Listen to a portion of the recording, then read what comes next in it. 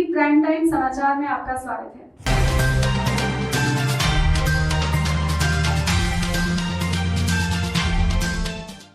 जमीन को लेकर बेगूसराय में नहीं रुक रहा है माफिया का राज। इस बढ़ती ठंड में भी बेगूसराय में पीड़ित अपने छोटे छोटे बच्चों को लेकर अनिश्चितकालीन भूख हड़ताल पर बैठे। सरकार भले ही सभी भूमिहीनों को मुफ्त में जमीन और आवास देने की घोषणा करती हो, लेकिन हाईकोर्ट के आदेश पर अंचलाधिकारी द्वारा कब्जा दिलाए जाने के बाद भी अल्पसंख्यक समुदाय के दबंगों के द्वारा मारपीट कर सभी को भगा दिया जाता है, जिसके बाद कहीं से भी न्याय नहीं मिलने पर बुधवार से पीड़ित परिवार समाहरणालय के दक्षिणी द्वार पर अनिश्चितकालीन भूख हड़ताल पर बैठ गए हैं। परिवार के सभी पुरुष और महिला सदस्य जहां अनिश्चितकालीन भूख हड़ताल पर बैठे हैं, वहीं छोटे छोटे बच्चों को भी हड़ताल पर बैठाया गया है।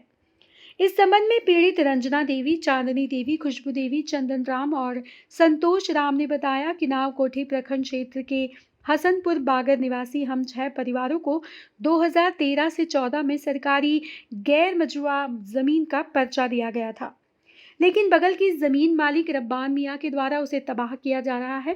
पर्चा मिलने के बाद रब्बान मियां कोर्ट में चले गए, जहां की उच्च न्यायालय से उन लोगों के पक्ष में फैसला आया।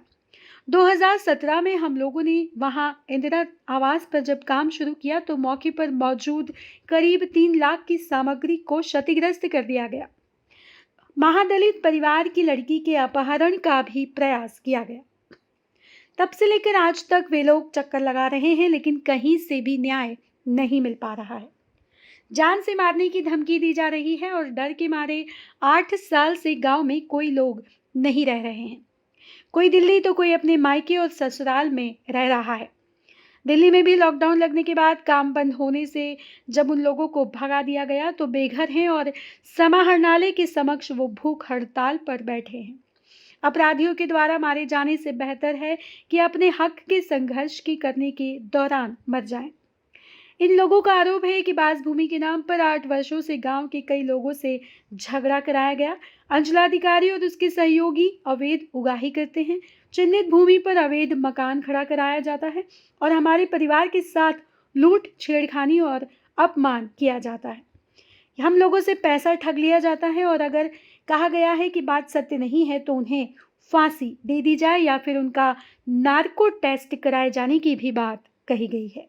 आज मतलब 12-13 में जैसे पर्चा मिला था, बासगीत का पर्चा मिला और जैसे हम लोगों को 1-2 बार सीओ साहब बसाए हैं। एक बार बसा के गए, 16 को बसा के गए और 18 में जैसे शाम को लूटपाट हो गया, लूट लिया और साथ में एक लड़की की भी अपहरण मतलब करने की कोशिश कर रही थी।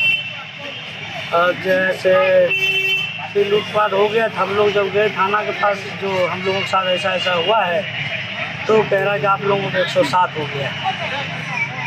ठीक, और हम लोगों को जैसे ये हाई कोर्ट जो केस हुआ था, वो केस भी आदेश हाई कोर्ट से आदेश दे दिया गया कि इन लोगों को बसाया जाए, लेकिन अभी तक हम लोगों को बसाया नहीं गया है। तो 8 साल से इस दरवाजे उस दरवाजे चक्कर लगा रहे हैं और परेशान हैं, लेकिन वहाँ तो 2 दिन बाद ही लूटपाट हो गया। उससे पहले आप कहाँ थे? पहले कहाँ थे? पहले थे जब तक हम लोग अपने मतलब 8 साल पहले जब हमारे माँ बाप जो घर था उसमें रहते थे।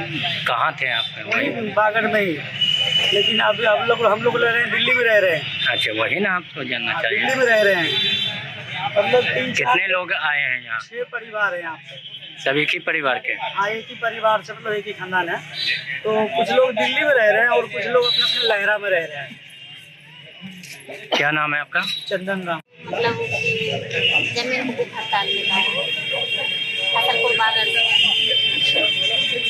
तो उनसे हम मांग कर रहे हैं, मतलब हम लोग को बसाया गया है वहाँ पर, जहाँ पर हम लोग वहाँ पर फिर से बसना चाहते हैं।